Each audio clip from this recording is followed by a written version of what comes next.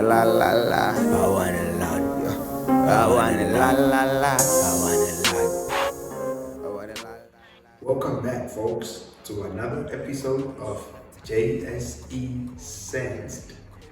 This is where we make sense make sense, so you can make sense. And just like all of our other episodes, this episode is not intended and must not be taken as financial advice. Financial advisors are trained professionals who consider your personal financial situation before giving you any financial recommendations. It's not even comprehensive enough to be taken as educational material. We do, however, have comprehensive educational material. Just reach out to us on the number in the description box below.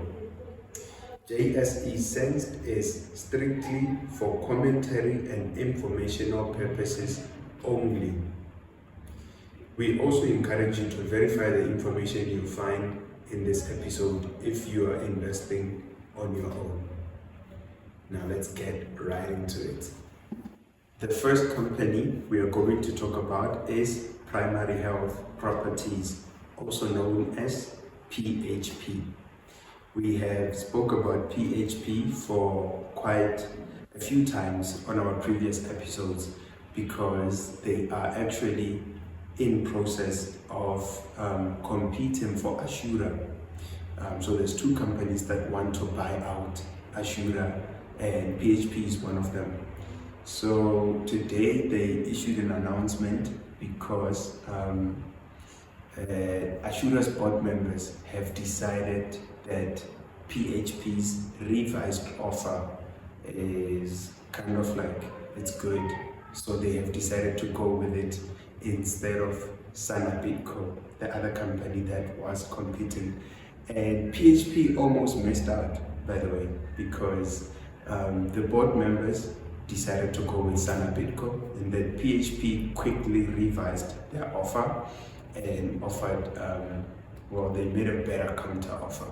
And then Assura's board members are prepared to let go of SENS'd and take PHP.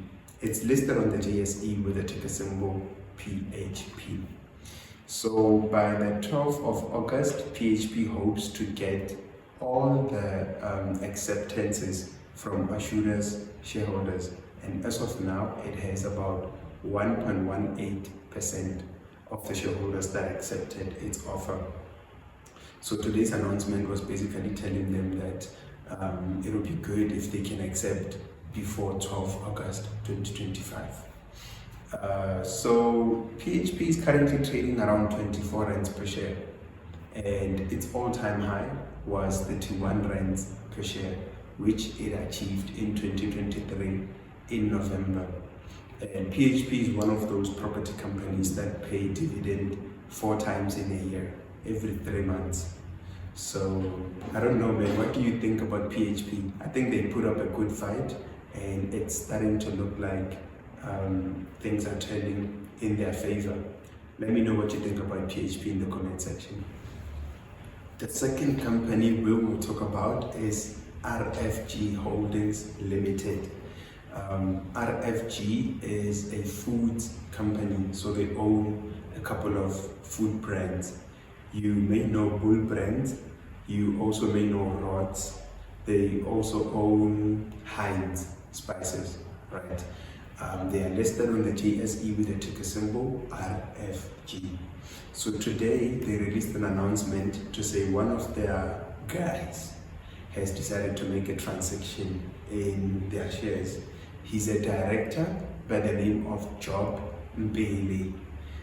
So he decided to sell his shares. I don't think he sold everything he owned, but he sold about 50,000 ordinary shares. And in total, he made about 825,893 rands. That's a lot of money, and it's a tax season, so I'm sure SARS is looking at him like, because it's going to definitely want a piece of that. I don't know if you knew which company owns Bull Brands. I'll put it on the screen. Many people know it. You will know it when you see it. It's RFG. So if you want exposure to that, then RFG is your stock. It's currently trading around 16 rands 50 per share, with an all-time high of 31 rands as well. And it achieved this all-time high in 2016. So RFG has dropped about 76% from the all-time high, and it started making its recovery in 2023. As of now, it's trading 47% down from its all-time high. So I don't know if you knew about Bull Brands, Heinz and Rods being owned by RFG, but if you didn't know, now you do. And seems like the management is selling the stock. So let me know if you want to buy a company that is being sold by its own managers in the comment section. The third company we are going to talk about is ORION Minerals. This is pretty much an update because in the previous episode they made an announcement that they actually suspended trading in their shares on the Australian Stock Exchange because it's an Australian mining company, right? Fairly, very young. So now they have made some updates because they suspended those trading of shares because they wanted to do a round of funding to acquire capital and make some funding moves. So now they have reached the end of those moves, and to summarize this announcement, I can just say that ORION is pretty smart because they decided to pay two companies that they used to own. They had huge chunks of loans with these companies. They decided to pay them with equity. So now one of those companies has actually settled their loans and they took equity into ORION. Yes, the equity is going to dilute the existing shares, but at least they exchanged equity for debt. Then the other company is still in process of accepting those shares. That's one thing. And then the other thing is that they didn't just do that particular transaction, they also issued more shares that they are going to offer to shareholders outside so that they can have some capital to fund their operations. So ORION today, when I'm making this video, it's currently trading at 13 cents per share, and it has an all-time high of 1 rand and 80 cents that it achieved in 2017. So I don't think I mentioned, but it's an update, and I mentioned in the previous episode. It's listed on the JSE with the ticker symbol ORN, in case you are seeing this for the first time. I just left it because since it's an update, I didn't think it was going to matter much. So yeah, they issued equity to pay off their debt and acquire more capital. So this will somewhat strengthen their balance sheet. What do you think about this company, man? I think buying one share for like 13 cents and holding it for like 20 years, if all goes well and one company share is now worth 20 rands in 20 years, how much would you make? What do you think about companies like this? They are both risky and rewarding. That's why I'm asking this. The fourth company we are going to talk about is none other than Finbond. We've been talking about Finbond for quite some time now. I think I've spoke about it 2 times before in different episodes, and now it's the 3rd time. And I only have one reason why I'm talking about Finbond. This one reason has to do with one guy. It's basically, the reason is that the guy is buying shares in Finbond, and it's the same guy, bro. What does the guy know? And he definitely knows something because, well, we'll get to that. It's listed on the JSE with the ticker symbol FGL, right? They announced that one of their guys has made a transaction in their shares on the 1st of July. His name is Sean Riskovitz. This guy became so interesting to me, seeing how I'm always talking about Finbond and it's him buying up Finbond stock. So I made a little research on him and found that he is an executive on Finbond board, and this guy is actually a CEO of another JSE listed company called Conduit Capital. So he's a non-executive director for Finbond, but he's a CEO of Conduit Capital, and he's a managing director in Protea LLC, which is registered in America. That's the company that he's been buying shares for into Finbond. But today he only bought shares in his own names. He didn't do a double transaction like he usually does. So yeah, I made a little research on him to kind of like see his face, and I wonder what he knows, bro. On the 1st of July, he bought 480,968 shares for 90 cents each, and he spent close to $500,000. He spent 432,871 rands, and since he bought them in his own names, it's a direct beneficial. This is a third transaction this guy has just been doing. The only one of all FinTrade's board members, he's the only one that has just been transacting, because I could have picked it up on JSE SENS'd, you know.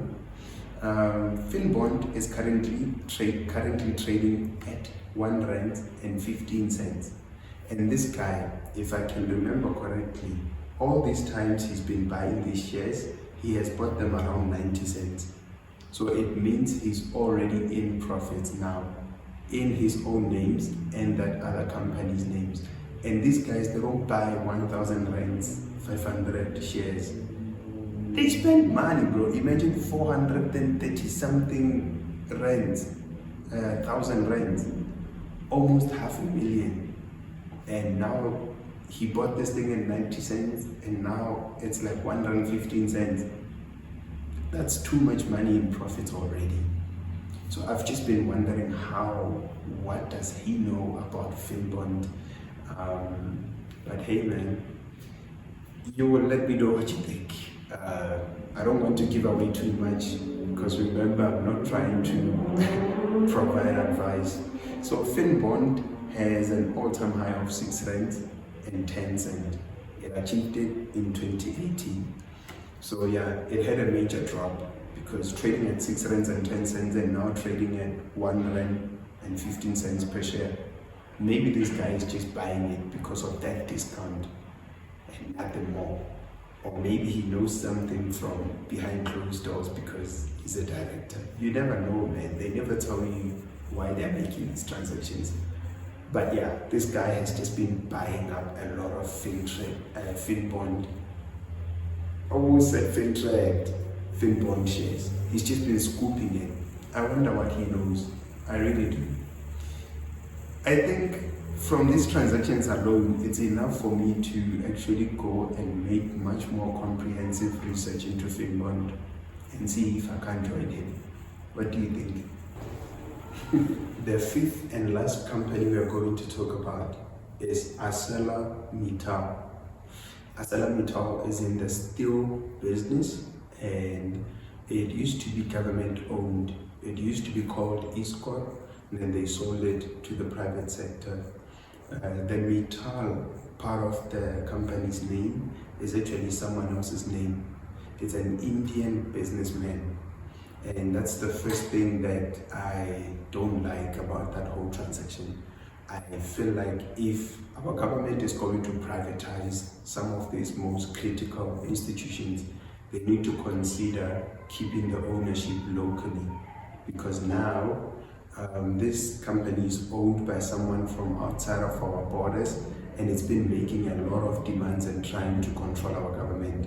When our government refuses, they threaten cutting jobs and closing plants and stuff like that. So I think they made a big mistake selling it to someone who's outside of the country.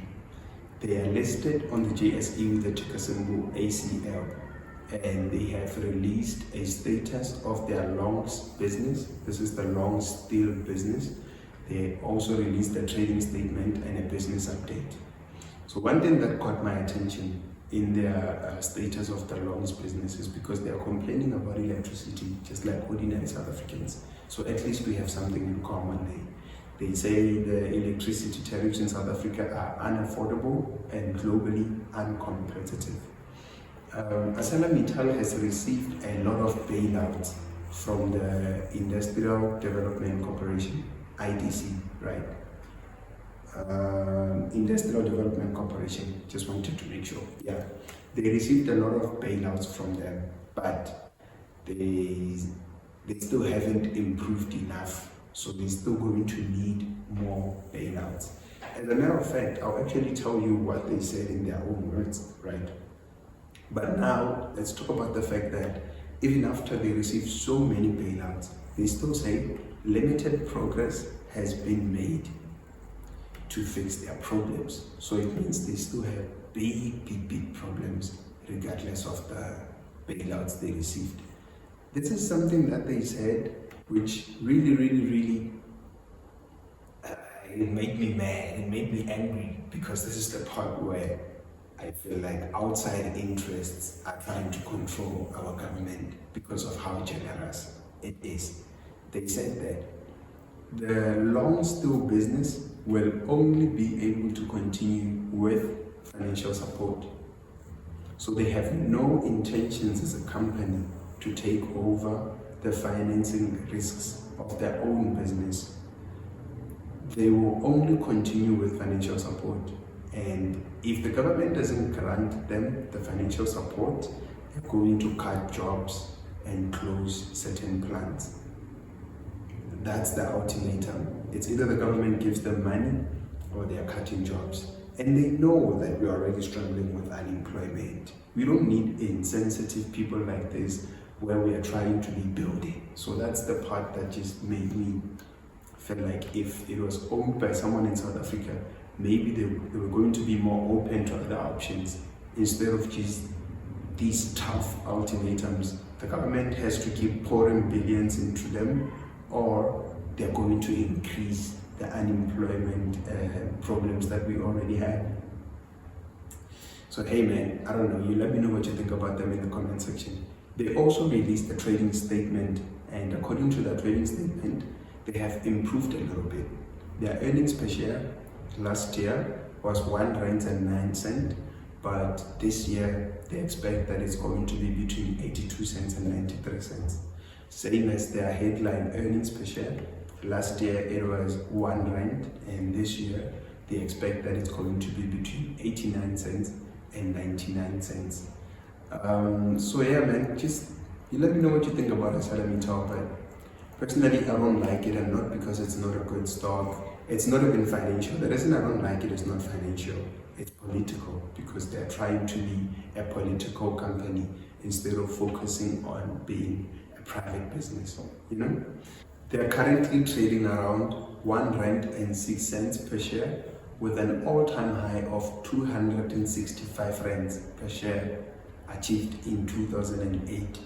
So they're basically trading at 100% down from their all-time high. Imagine if you were once trading at 265 and now you're only trading at R1, and even then you still have more problems than the money to actually sort them out. So hey, I don't know, you let me know what you think about ArcelorMittal in the comment section. And with that comes the end of our episode. I'm so glad that today we had little to no distractions at all. Even though the bundle of joys are just outside there, they're just not noisy today. I'm grateful for that. Do me a favor, share this episode with at least one person. If 100 people are going to watch this and they share it with one person, now I can expect 200 people to see this. The person you share it with, if they also get to this part and they share it with one person, now 300 people will actually see this. That's how we make money in the market. So that's how I can expect my videos to reach more people. Share, subscribe, like, comment, all that business. It helps us grow and also it makes the YouTube algorithm to recommend these videos to other people that may be looking for this type of gospel. So that's JSE Sensed for you. This is where we make sense make sense, so you can make sense. It's my fucking and I'll say it how many times. How many times have I wanted to say it but couldn't cause I was busy fighting scammers. Busy for better phone, better camera, better known for being under the weather. Snapback, metal leather. I was called the procurer. Shit, I remember high school, but I don't